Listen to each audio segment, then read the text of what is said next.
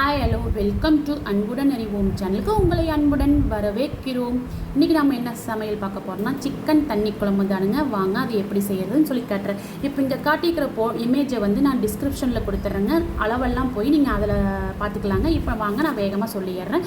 மல்லி வந்து 3 table spoon, சீரகம் 1.5 டீஸ்பூன், மிளகு 1.5 டீஸ்பூன், சோம்பு 1.5 டீஸ்பூன். ஃபஸ்ட்டு இந்த 4ஐயும் போட்டு நல்லா வறுத்தெடுத்துடலாங்க. அடுப்பு கண்டிப்பாக சிம்மில் வச்சுக்கோங்க, கருகாமல் பார்த்துக்குங்க. இது நல்லா ஓரளவுக்கு வெந்ததுக்கப்புறம் அரிசிங்க நம்ம பொன்னி அரிசி தாங்க. அதில் 1 டீஸ்பூன், பட்டை ஒரு 2 பட்டை, கிராம்பு வந்து ஒரு 5ங்க. இதையும் போட்டு நல்லா வறுத்தெடுத்துடலாங்க. கொஞ்சம் இது கூட கருவேப்பிலையும் போட்டு வறுத்தெடுத்துடலாங்க. இறக்குற ஸ்டேஜுக்கு கொஞ்சம் முன்னாடி வரமிளகா ஒரு 5 வரமிளகாயை ஜாயின் பண்ணிடலாங்க. உங்களுக்கு தேவைன்னா காரத்துக்கு இன்னும் கொஞ்சம் மிளகா போடனாலும் போட்டுக்கலாம், குறைக்கிறனாலும் குறைச்சிக்கலாங்க. இப்போ அது வறுத்தாச்சுங்க. கீழே இறக்கி வச்சுக்கலாம். இறக்கி வச்சதுக்கப்புறம் நம்ம கொஞ்சம் இதில் வந்து கசசா போட்டுக்கலாங்க. அடுப்பில் இருக்கும்போது கசசா போடக்கூடாதுங்க, கரிஞ்ச மாதிரி ஆயிருங்க. அதனால் நம்ம இந்த சூட்டுக்கே கசசா வெந்துருங்க. அதனால் இறக்குனதுக்கப்புறம் கசசா போட்டுக்கலாங்க. இப்போ ட்ரை பொருள்லாம் நம்ம வறுத்துட்டோம்ங்களா. இன்னும் இது கூட நம்ம வெங்காயம் தக்காளி வணக்கி அரைக்கணும் இல்லைங்களா, அது இப்போ எப்படின்னு பார்த்துடலாங்க. அது கொஞ்சம் எண்ணெய் ஊற்றிக்கலாங்க. இந்த இடத்துல வந்து ஒரு 400 கிராம் சின்ன வெங்காயம் தாங்க. சின்ன வெங்காயம் யூஸ் பண்ணுங்கள். பெரிய வெங்காயம் அவாய்ட் பண்ணிக்கோங்க. இல்லாத பட்சத்துக்கு மட்டும் யூஸ் பண்ணிக்கோங்க. ஒரு 400 கிராம் பக்கமாக சின்ன வெங்காயங்க. நல்லா அது கூட 2 தக்காளியும் போட்டு நல்லா தக்காளி தோல் விட்டு வரைக்கும் நல்லா வெங்காயம் கலர் மாறி வர வரைக்கும் வறுத்தெடுத்துடலாங்க. அப்போ தான் டேஸ்ட் நல்லா இருக்குங்க. வெங்காயம் நல்லா வதங்கி வரணும். கூட கொஞ்சம் கருவேப்பிலை போட்டு வதக்கி எடுத்துடலாங்க. அது கூட காமுடி தேங்காய்ங்க, அதையும் இறக்குனதுக்கப்புறம் சேர்த்திக்கலாங்க. பாருங்கள், இந்தளவுக்கு வெங்காயம் தக்காளி நல்லா வந்துருச்சு. அது கூட கொஞ்சம் காமுடி தேங்காயும் சேர்த்திக்கலாங்க. தேங்காய் வேண்டான்னு இந்த இடத்துல நீங்கள் ஸ்கிப் பண்ணிடுங்க. தேங்காய் போடுறோன்னா இறக்கி வச்சுட்டு அந்த தேங்காயும் போட்டிங்கன்னா அந்த சூட்டுக்கே அந்த தேங்காயும் வெந்துருங்க. இப்போது இது எல்லாம் ஆறுனதுக்கப்புறம் ஃபஸ்ட்டு இந்த ட்ரை அதை வந்து அரைச்சிட்டுங்க. அதுக்கப்புறம் வந்து நீங்கள் வெங்காயம் தக்காளி கூட அது கூடயே சேர்த்து அரைச்சிட்டு வந்துடலாங்க. அரைக்கும் போது கொஞ்சம் பொட்டுக்கடலையும் மஞ்சத்தூளையும் போட்டு அரைச்சிட்டு வந்துடுங்க. இப்போ நம்ம கறி வணக்கிடலாங்க. ஃபஸ்ட் அதுக்கு பாத்திரத்தை வச்சாச்சு. அதுக்கான எண்ணெயும் ஊற்றியாச்சுங்க. நாங்கள் இங்கே கடலை எண்ணெய் தான் யூஸ் பண்ணுறேன். இப்போ கறி வந்து இது வந்து 1.5 கிலோ சிக்கனுங்க.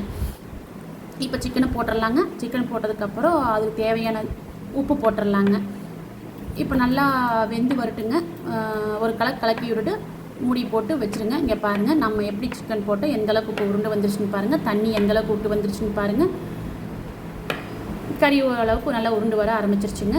தண்ணியும் விட்டு வர ஆரம்பிச்சிருச்சுங்க. இப்போ இந்த ஸ்டேஜில் வந்து நம்ம என்ன பண்ணுறோன்னா இஞ்சி பூண்டுங்க. இஞ்சி பூண்டு வந்து இந்த சமையலுக்கு தேவையானது வந்து ஒரு 3 டேபிள் ஸ்பூனாவது நமக்கு இஞ்சி பூண்டு தேவைங்க. இப்போ இதுக்கு நம்ம இஞ்சி பூண்டு போடுறோம். அதுக்கப்புறம் கறி வணக்கும் போதும் இஞ்சி பூண்டு போடுவோம். அதனால் அதுக்கு தகுந்த மாதிரி நீங்கள் அரைச்சி வச்சுக்கோங்க. இப்போ இஞ்சி பூண்டு போட்டு ஒரு கலக்கி விட்டு ஒரு மூடி போட்டு ஒரு 2 நிமிஷம் 5 நிமிஷம் அந்த பச்சை வாசம் போகட்டுங்க. இஞ்சி பூண்டு வாசம் போகட்டுங்க. நல்லா மணந்து வரும். அந்த ஸ்டேஜ் வரைக்கும் நீங்கள் வதக்கி விட்டுறலாங்க.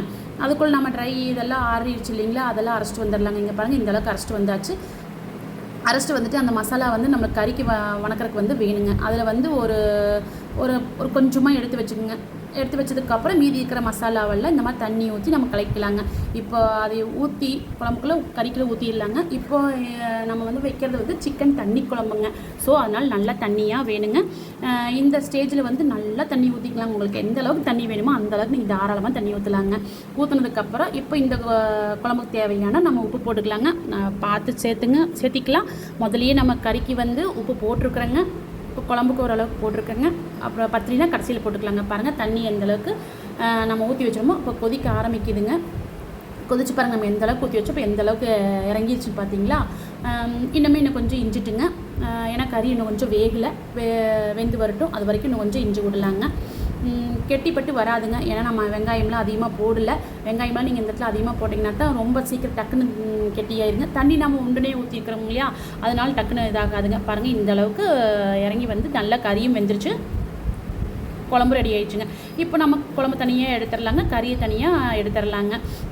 எடுத்து குழம்பு பிரச்சனை முடிஞ்சு கொஞ்சம் கொத்தமல்லி தழை தூவி குழம்பு இறக்கி ஒரு பாத்திரத்தில் மாற்றி வச்சாச்சுங்க. இப்போ கறி வதக்கிடலாங்க. வாங்க, அதுக்கு கொஞ்சம் எண்ணெய் ஊற்றி கடுகு போட்டுங்க. கடுகு பொரிஞ்சதுக்கப்புறம் சீரகம் போட்டு, சீரகம் பொரிஞ்சதுக்கப்புறம் பச்சை மிளகா 4-5 பச்சை மிளகா போட்டுக்குங்க. பச்சை மிளகா பிடிக்கல இந்த இடத்துல நீங்கள் வர மிளகா சேர்த்திக்கலாம். ஏன்னா கறியில் வந்து கொஞ்சம் காரம் கம்மியாக தான் இருக்கும். குழம்புக்குள்ள வெந்து வந்ததுனால கொஞ்சம் காரம் கம்மியாக தான் இருக்குங்க. அதனால் இந்த இடத்துல நம்ம பச்சை மிளகா வர மிளகா எது வேணால் சேர்த்திக்கலாங்க. இப்போ சின்ன வெங்காயம் வந்து நல்லா பொடி பொடியாக அரிஞ்சு அதையும் சேர்த்திக்கலாங்க. இதெல்லாம் நல்லா வதங்கி வரட்டும். இப்போ இந்த இடத்துல வந்து நம்ம தக்காளி ஒன்றை வந்து ஆட் பண்ணிடலாங்க. தக்காளி பிடிக்காதவங்க தக்காளி ஸ்கிப் பண்ணிடலாம். ஒரு தக்காளி நல்லா அந்த தக்காளியும் நல்லா வெந்து வரட்டுங்க. இப்போ இந்த இடத்துல நம்ம கொஞ்சம் இஞ்சி பூண்டு சேர்த்துக்கிறோம். பார்த்தீங்களா, இந்த இஞ்சி பூண்டு வாசம் போகிற வரைக்கும் வதக்கி விட்டுறலாங்க.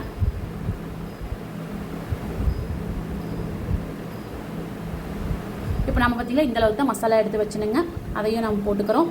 அது போட்டதுக்கப்புறம் ஒரு தொலாவி விட்டு அது கொஞ்சம் வெந்ததுக்கப்புறம் நம்ம வந்து இந்த இடத்துல தண்ணியெலாம் சேர்த்த போகிறது இல்லைங்க. நம்ம வச்சுருக்க சிக்கன் குழம்பையே தான் நான் சேர்த்து போகிறேங்க. பாருங்கள், ஒரு 4 கரண்டியாட்டு நீங்கள் ஊற்றிக்கலாம். 4 கரண்டி 3 கரண்டி எப்படி வேணாலும் ஊற்றிக்கலாங்க, உங்கள் டேஸ்ட்டு. பாருங்கள், நம்ம ஊற்றி இந்த அளவுக்கு பாருங்கள், மசாலா பார்த்தாவே கலர்ஃபுல்லாக நல்லா இருக்குதுங்களா. டேஸ்ட்டும் அதே மாதிரி சூப்பராக இருக்குங்க. இப்போ 2 நிமிஷம் கொதிச்சு வரட்டுங்க. கொதிச்சு வந்ததுக்கப்புறம் நம்ம எடுத்து வச்சுருக்கிற கறியை வந்து போட்டுக்கலாங்க.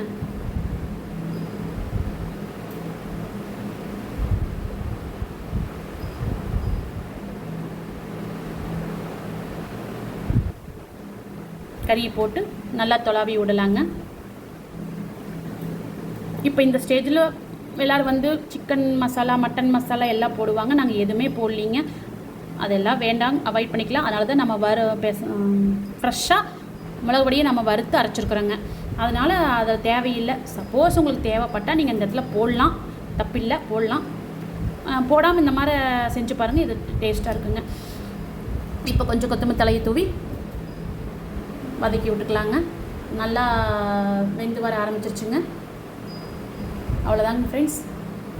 இந்த ஸ்டேஜில் நீங்கள் உப்பு செக் பண்ணிக்கணும். உப்பு பற்றினா கொஞ்சம் உப்பு போட்டுக்கலாம். அவ்வளோதான் ஃப்ரெண்ட்ஸ். இந்த வீடியோ பிடிச்சிருந்தால் லைக் பண்ணுங்கள், ஷேர் பண்ணுங்கள், கமெண்ட் பண்ணுங்கள், மறக்காமல் சப்ஸ்கிரைப் பண்ணுங்கள். அடுத்த வீடியோவில் பார்க்கலாம். பாய்.